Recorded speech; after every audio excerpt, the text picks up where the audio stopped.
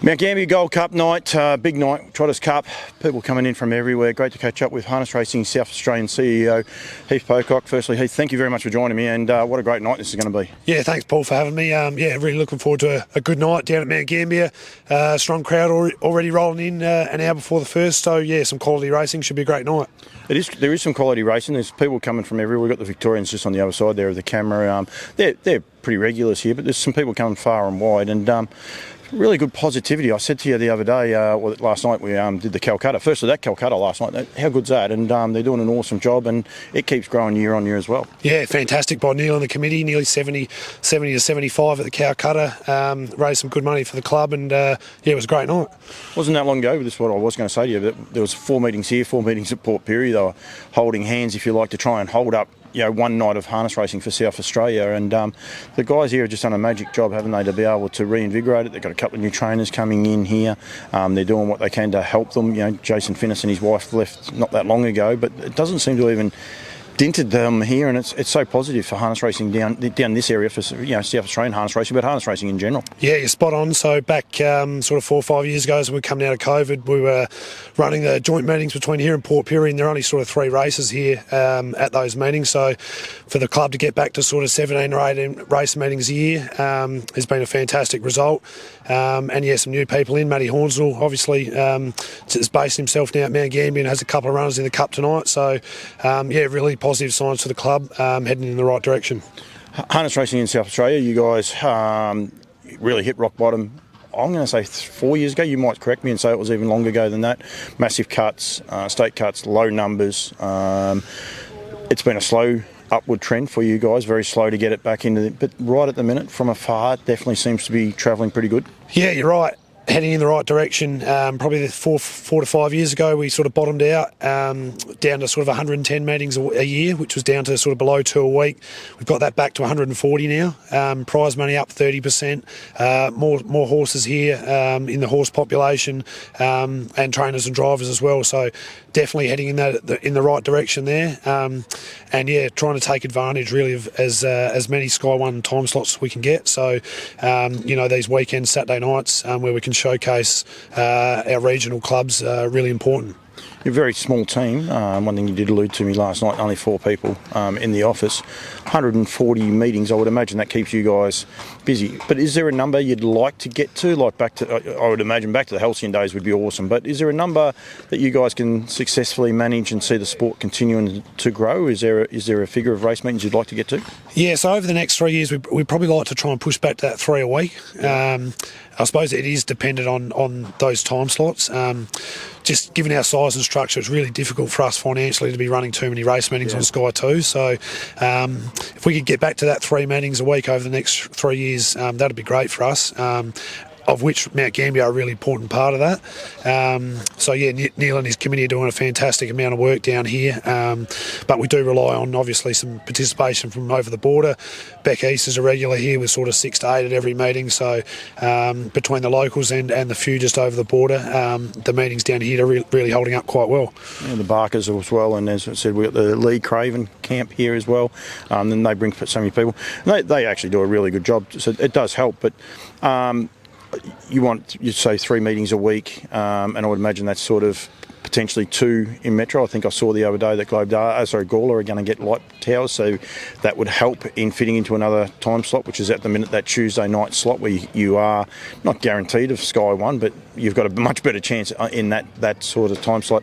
Is that one of the challenges, that when you want to get more Sky One, you need the right infrastructure, you need lights, you need the right sort of meetings to be able to fit into those schedules? Yeah, you're spot on. So, obviously we've got lights at Globe Derby, Port Pirie, Mount Gambier. So fantastic announcement just recently that, the Gawler Harness Racing Club have got a grant from the state government for lights at their track. So that's fantastic news there. But yeah, for us to continue to grow, we really need those 3 meetings a week all on Sky One.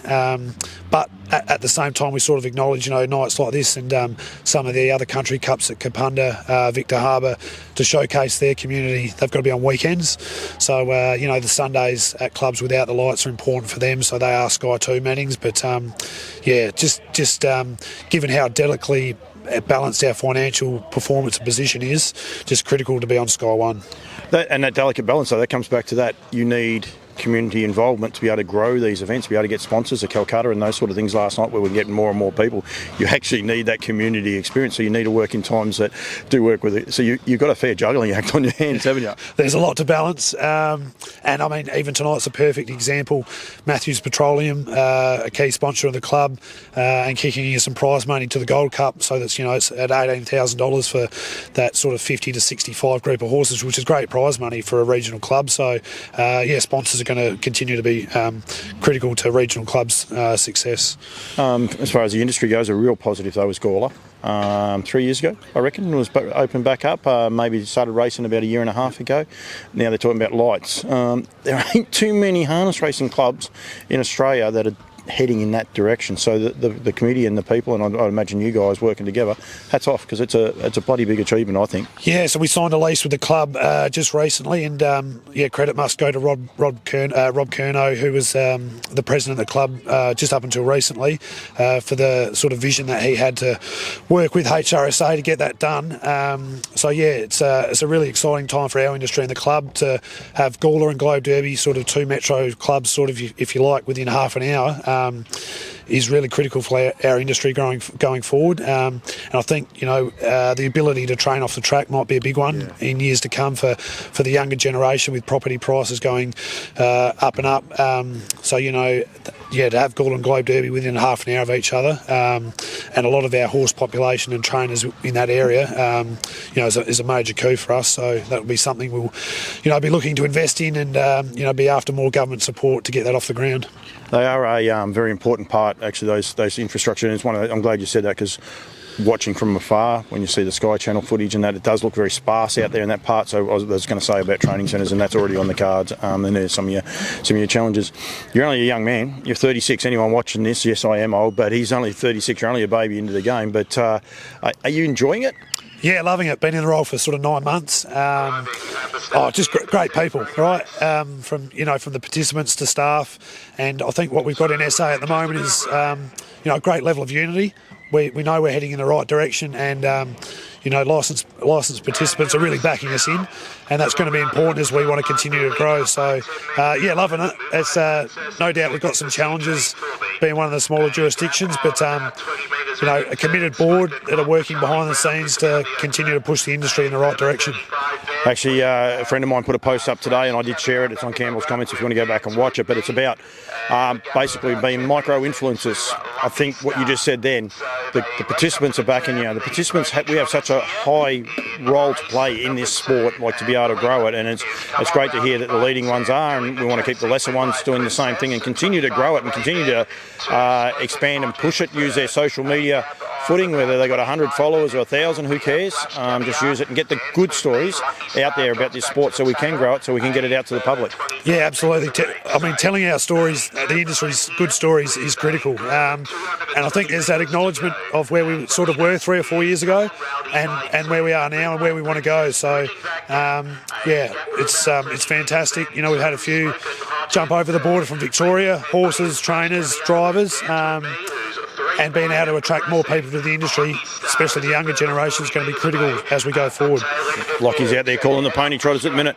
We will hear over this, but you'll hear him just in the back. Heath, thank you. Well done. You've got your family as well here, so thank you for giving me a bit of time as well. But thanks for making the effort last night as well.